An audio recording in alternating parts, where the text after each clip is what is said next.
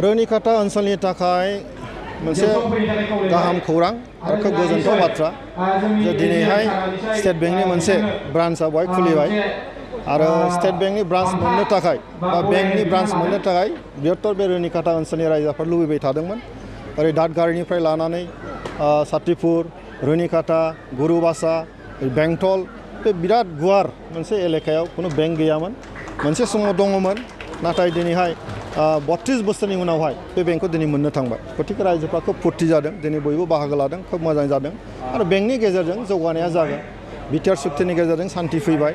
दा सान्थि फैनायखाय रायजोफ्रा उन्नतिनि थाखाय खामानि मावनो नागिरदों। दा खामानि मावनोबाथ' फैसा नांगोन। थ' बेंकनिफ्राय जि सरकारि स्किमफोर दङ, लन लानायनि बेबस्था दङ, बेखौ दिनै मोननो थांगासिनो दङ। बेनिखायनो रायजोफ्रा खोब फुरथि जादों आरो आं खोब गोजोननाय मोन्दों जे भारतीय स्टेट बेंकआ दिनैहाय बे रोनिकाटायाव बेंक खुलिबाय, गोदानै खुलिनाय, आगोलनि लांनाय नङा, बे गोदानै खुलिना होनाय।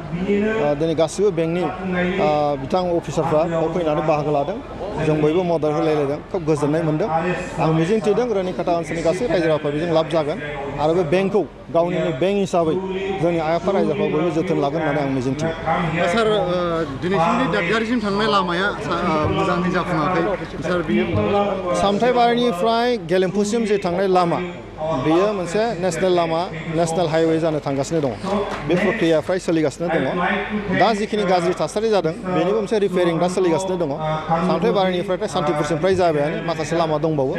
आं मिजिंथिदों बे सानसेनि उनावहाय जागोन आरो जों बेखौ लानानै गोनो गोथो जेबो जानो नाङा। मोजां मोनसे प्रजेक्ट जानो थांगासिनो दङ आरो सामथाइबारिनिफ्राय गेलेमफुसिम बे लामाया बिराद मोजां जागोन, गोख्रों जागोन आरो बेजों नांजाबनाय जि टाउन फिसा फिसा दङ, दादगारिसिम लानानै जों सातिपुर, ओजों रोनिकाटा थाबाय, जोंहा ओजों गुरुबासा थाबाय, जोंहा सान्थाइबारि थाबाय, बे गासिबो एलेकाफ्रा मोनसे रांखान्थि जौगानायनि मोजां लामाखौ मोननो थांगासिनो दङ। गतिके रायजो राजाफोरनिसिम आं बेखिनि बाथ्राखौनो बुंबाय जे जों एसे धैर्य हम, साननैसो उनाव जों गासिबो जौगानायनि लामाखौ जों नुनो मोनगोन।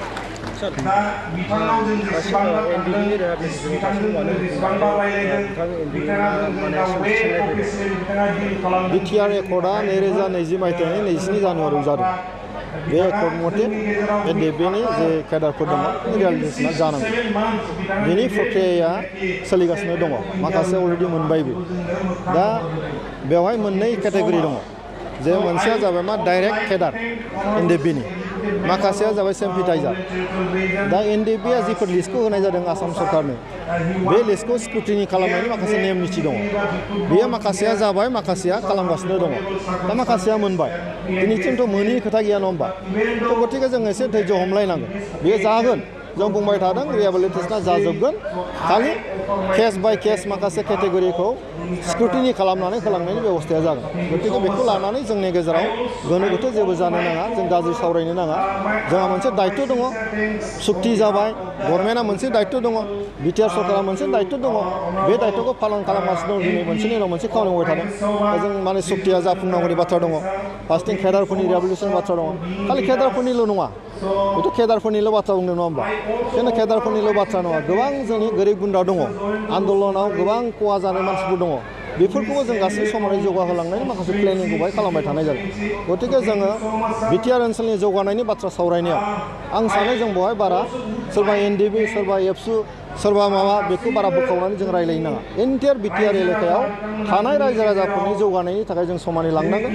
साख्रि मोनैफोरखौ साख्रि मोनहोनायनि बेबस्थाखौ जोङो लानांगोन आरो हालुवाफोरनि जि हालुवा माने आबाद मावनानै जाग्रा मानसिफोरनि थाखाय जे सुबिदा, बेखौ जों होनांगोन।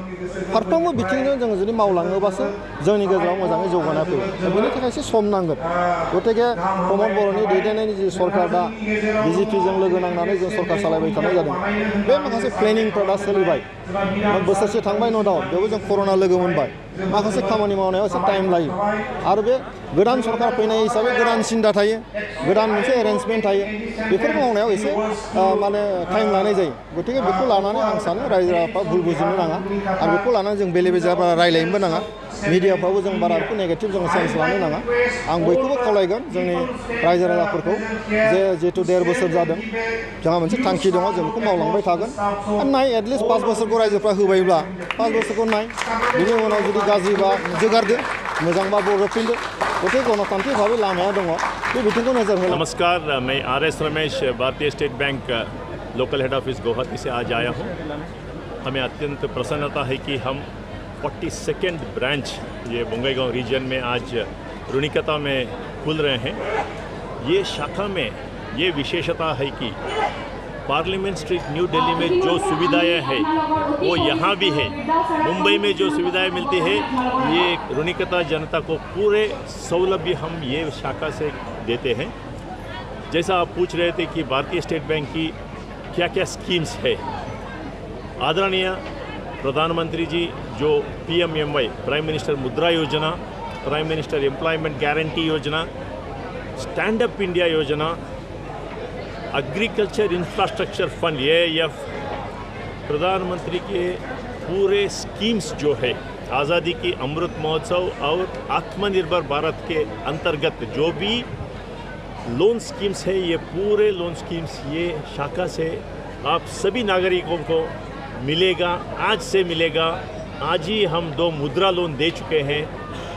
क्रॉप लोन्स जो बोलते हैं किसान क्रेडिट कार्ड, रुपे कार्ड, सभी एज ग्रुप, सभी वर्गों को ये भारतीय स्टेट बैंक की ये और आशय है कि ये रुनिकता ब्रांच प्रगति के ओर सभी को ले चले।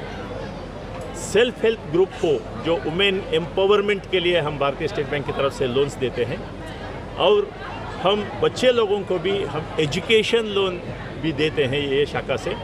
सभी तरह के हम सुविधाएं ये भारतीय स्टेट बैंक रुनिकता शाखा से देने के लिए तैयार हैं। आज ही हम कुछ खातों खुले हैं ये रुनिकता शाखा में। आप सभी नागरिकों से ये विनम्रपूर्वक विनती करता हूं कि आप इमीडिएटली स्टेट बैंक की ये रुनिकता शाखा से जुड़े और आपकी प्रगति ही हमारा ध्येय है। बहुत बहुत धन्यवाद। Thank you sir.